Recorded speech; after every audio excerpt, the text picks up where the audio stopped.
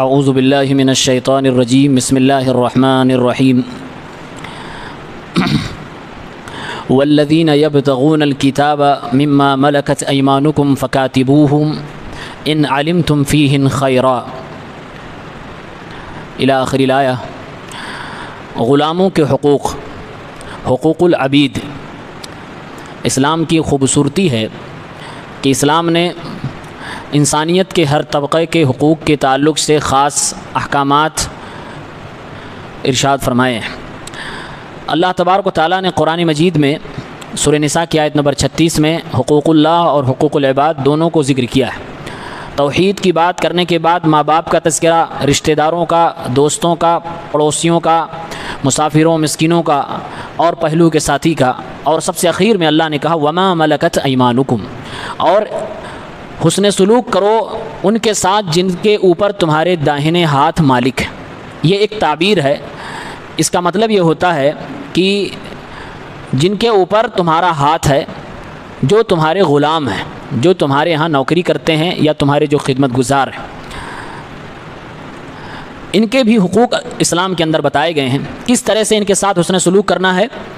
کہا گیا کہ یہ انسان ہیں تو انسان ہونے کے ناطے ان کی اپنی ضرورتیں بھی ہوں گی، ان کے رہنے سہنے، کھانے پینے کا، پہننے کا انتظام کرنا مالک کی ذمہ داری ہوگی، اور اسی کے ساتھ ساتھ وہ آپ کے غلام ہیں تو آپ ان سے کام بھی لیں گے۔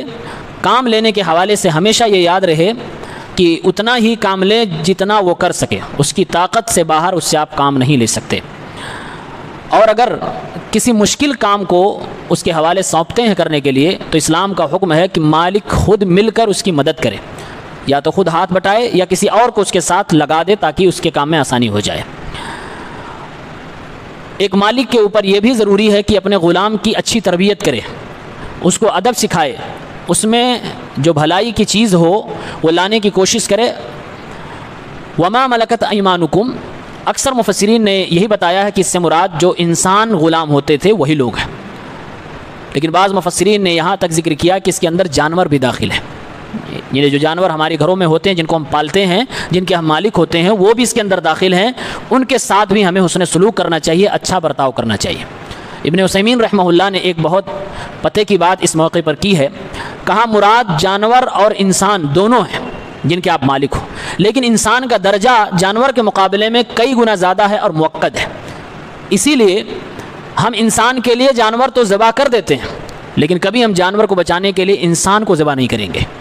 کہا اگر کوئی ایسا کرتا ہے تو اللہ کی بنائی ہوئی مخلوق کے ساتھ اپنی منمانی کر رہا ہے، اور اس بات میں بہت گہرائی ہے۔ آج کے دور میں ایسا ہو رہا ہے کہ جانوروں کے لیے انسانوں کو مار دیا جاتا ہے اور ذبح تک کر دیا جاتا ہے، قتل تک کر دیا جاتا ہے۔ ہر حال میں انسان تو انسان ہے، اور جانور کا مرتبہ اور رتبہ اس کے بعد کا ہے، اس کا بھی خیال ہونا چاہیے۔ زمانے جاہلیت میں لوگوں کو غلام بنانے کا بڑا چلن تھا، جس کی چلتی تھی وہ لوگوں کو غلام بنا لیا کرتا تھا۔ خاص طور سے جنگ جب ہوتی تھی تو جنگوں میں بڑے پیمانے پر زمانے جاہلیت کے جو جنگی اصول تھے کہ جتنا مار پاؤ مارو، جتنا قتل کر پاؤ قتل کرو، اگر کوئی پکڑا جائے تو بری طرح سے اس کو قتل کرو، جس کو مسلح کہتے ہیں، یعنی اس کی ایک ایک بوٹی کر ڈالو۔ یہ اصول و ضوابط تھے، اور تقریباً پوری دنیا کے یہ اصول تھے۔ اسلام جب آیا تو اسلام نے اس کے اندر نرمی کر دی۔ اسلام نے کہا پہلی بات کہ جنگ سے ہمیں دور رہنا ہے، اور اگر ضرورت پڑی بھی جنگ کرنے کی تو قانون بنا دیا کہ بوڑھوں کو نہیں مارنا ہے، مذہبی رہنما کو نہیں مارنا ہے، بچوں کو نہیں مارنا ہے، عورتوں کو نہیں مارنا ہے۔ یہ میدان جنگ کے اندر اصول بنا دیے گئے، اور اس کے بعد کہا جنگ ختم ہو گئی، آپ جیت گئے، سامنے والے نے شکست قبول کر لی یا بھاگنے لگے، اور ان میں سے کچھ لوگ اگر پکڑ لیے گئے تو پھر ان کو قتل نہیں کرنا ہے۔ اس دور میں تھا کہ ان کو بری طرح سے قتل کرو جو پکڑ لیے جائیں۔ اسلام نے نرمی کی اور کہا ان کو قتل نہیں کرنا ہے، ان کی زندگی نہیں چھیننی ہے، جینے کا حق ان کا باقی رہنا چاہیے۔ ہاں، مرنے سے بہتر یہ ہے کہ وہ کسی کے ہاں غلام ہو جائے۔ اسلام نے کہا کہ ان کو اپنے ہاں غلام بنا لو، لیکن ان کو زندہ رکھو۔ اب غلام بنانے کے بعد بھی اسلام نے ایسا نہیں کہا کہ غلام جیسے زمانے جاہلیت میں ہوتے تھے جانوروں کی طرح ان کے ساتھ ویوہار ہوتا، ایسا نہیں کرنا ہے۔ اسلام نے غلاموں کو بہت زیادہ حقوق دیے، بلکہ زمانے جاہلیت میں غلاموں کو کہا جاتا تھا میرا بندہ، عبدی، جیسے عبداللہ اللہ کا بندہ، تو مالک اپنے غلام کو کہتا تھا عبدی، میرا بندہ، وہی لفظ سیم استعمال کرتا تھا۔ اسلام نے اس کو بھی برداشت نہ کیا دو وجہوں سے. ایک، اس سے شرک کی بو آ رہی تھی. دوسری وجہ تھی کہ اس غلام کی عزت اور زیادہ مٹی میں مل رہی تھی. اس لیے اسلام نے کہا کہ عبدی نہ کہو اپنے غلاموں کو، فتایا کہو، میرے جوان، میرے غلام، ایسا کہہ سکتے ہو. اسی طرح سے لونڈیوں کو وہ لوگ کہا کرتے تھے امتی، میری بندی، تو اسلام نے اس کو بھی منع کیا اور کہا اس کی جگہ پہ فتاتی کہا کرو. تو اس طرح سے یعنی ان کو عزت دی گئی. اس کے علاوہ جتنے کفارے اسلام میں بتائے گئے کہ فلاں گناہ کے اندر یہ کفارہ ہے، تقریباً ہر کفارے کے اندر اسلام نے کہا کہ گردن آزاد کرو. گردن آزاد کرنے کا مطلب یہ ہے کہ تمہارے گھر میں جو غلام ہیں ان میں سے کسی کو آزاد کر دو. یعنی اسلام کی منشا تھی کہ انسان آزاد پیدا ہوا ہے تو آزاد ہی رہے، یہی اس کے لیے بہتر ہے. اس لیے عمر رضی اللہ عنہ کہتے تھے کہ تم لوگوں کو کیوں غلام بنا لیتے ہو جن کو ان کی ماؤں نے آزاد پیدا کیا ہے. یعنی ہر انسان آزاد پیدا ہوتا ہے، وہ غلام بنا لیا جاتا ہے. جیسے قسم کھانا ہے، قسم کھانے کے بعد انسان اگر پورا نہ کر سکے تو اس کا کفارہ دے، اس میں بھی غلام آزاد کرنے کی بات ہے. بیوی سے اگر کوئی زہار کر لے تو اس میں بھی غلام آزاد کرنے کی بات ہے.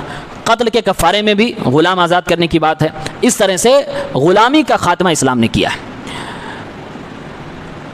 اس کے علاوہ اسلام نے یہاں تک کہا کہ ایک مالک ہے، غلام ہے. غلام چاہتا ہے کہ میں اپنے مالک سے آزاد ہو جاؤں تو کیا کرے گا؟ بھاگ جائے گا. اسلام نے کہا یہ موقع ہی نہ دو کہ وہ بھاگے. غلام کو کہا کہ تم اپنے مالک سے کہو کہ میں تم سے آزادی چاہتا ہوں، بتاؤ تم کیا لوگے، مجھے آزاد کرنے کے تم کیا معاوضہ لوگے؟ تو مالک کہتا ہے کہ میں تم سے اتنا رقم چاہتا ہوں.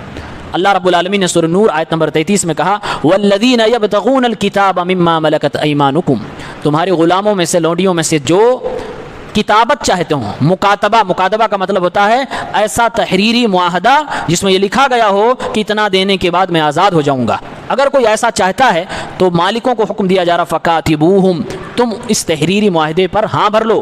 ان علمتم فیہم خیرا، اگر ان کے اندر تم کوئی بھلائی جانتے ہو، وآتوہم من مال اللہ الذی آتاکم، اور پلس دیگر مسلمانوں سے کہا جا رہا ہے کہ اس غلام کی مدد بھی کرو. جیسے مثال کے طور پر اس نے کہہ دیا کہ ہم 5000 درہم دیں گے اور آپ مجھے آزاد کر دیجیے گا، تو اسلام کہتا ہے مالک خود اس کو مالی طور سے مدد کر دو. 5000 اس نے طے کر لیا تم سے اور تم اس پہ راضی ہوئے ہو تو تم خود اس کے اوپر صدقہ کرو. 1000 دینار تم 1000 درہم اپنی طرف سے دے دو اس کو. اور دوسرے مسلمانوں سے کہا جا رہا ہے کہ اللہ تعالیٰ نے جو تمہیں عطا فرمایا ہے اس میں سے اس غلام کو دو تاکہ وہ جلدی سے جلدی آزاد ہو جائے. تو اسلام نے یہاں تک غلاموں کا خیال کیا ہے اور ان کے حقوق دیے ہیں. اللہ کے نبی صلی اللہ علیہ وسلم کی ایک حدیث ہے صحیح بخاری کے اندر کتاب العتق میں، آپ نے فرمایا ان اخوانکم خولکم، یہ تمہارے جو غلام تمہارے گھروں میں ہوتے ہیں یہ تمہارے بھائی ہیں. یعنی ان کو جانور نہ سمجھو، جانوروں سے زیادہ برا حال تھا زمانے جاہلیت میں غلاموں کا.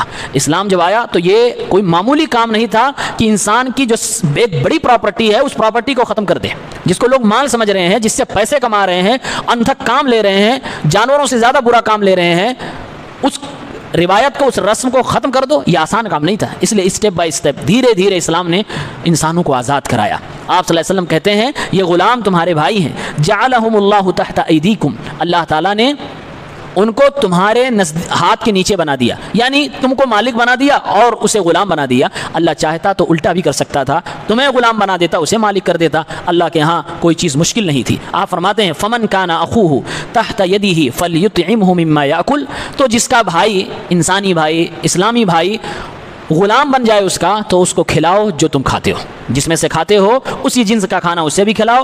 وَلْيُلْبِسْهُ مِمَّا يَلْبَسْ، اور اسے وہ پہناؤ جس کو تم پہنتے ہو. وَلَا تُكَلِّفُوهُمْ مَا يَغْلِبُهُمْ، اور انہیں ان کاموں کا مکلف نہ بنایا کرو جس کی وہ طاقت نہیں رکھتے، یعنی ان کی طاقت سے، ان کی حیثیت سے زیادہ کام، مشکل کام انہیں نہ دیا کرو. فَإِن كَلَّفْتُمُوهُمْ مَا يَغْلِبُهُمْ فَأَعِينُوهُمْ، اور اگر کبھی مشکل کام دے بھی دو تو خود تم ان کی مدد کر دیا کرو. اور بخاری ہی میں 2557 میں آگے چل کے اللہ کے نبی صلی اللہ علیہ وسلم کی ایک اور حدیث ہے. آپ صلی اللہ علیہ وسلم فرماتے ہیں جب کھانے بیٹھو اور تمہارا غلام بھی موجود ہو تو اپنے غلام کو بھی کھلایا کرو. آگے آپ نے فرمایا اگر تم اس کو اپنے بغل میں بٹھا کر نہیں کھلا پا رہے ہو تو کم از کم لقمہ اس کے منہ میں ڈال دیا کرو، ایک لقمہ 2 لقمہ کھلا دیا کرو.